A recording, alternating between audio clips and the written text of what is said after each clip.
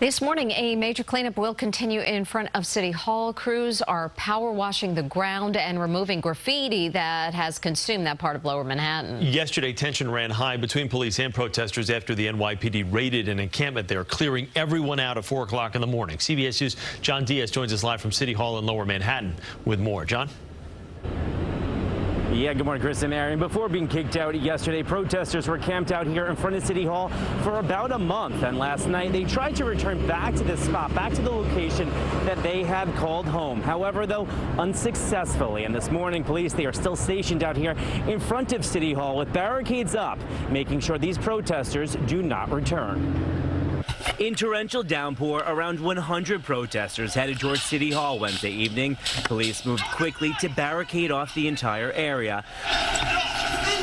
But several people tried storming past, clashing with police by Foley Square as they tried to get back to the grounds of their former encampment. We are reclaiming that space.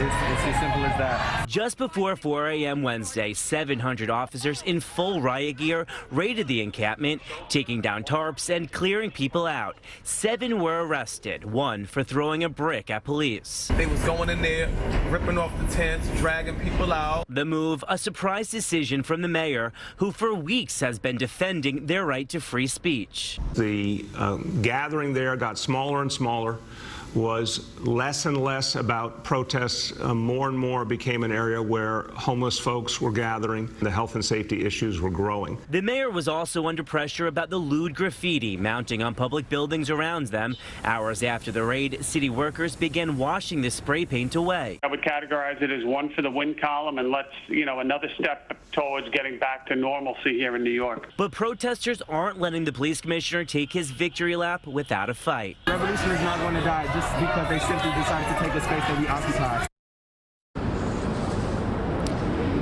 And city officials tell us that the surrounding area around City Hall will not be closed down on lockdown for just a couple of days, but possibly several weeks as they continue to clean up the remnants and all that graffiti here left behind of that encampment. We're live this morning from Lower Manhattan here in front of City Hall. John Diaz, CBS 2 News. Okay, John, thank you.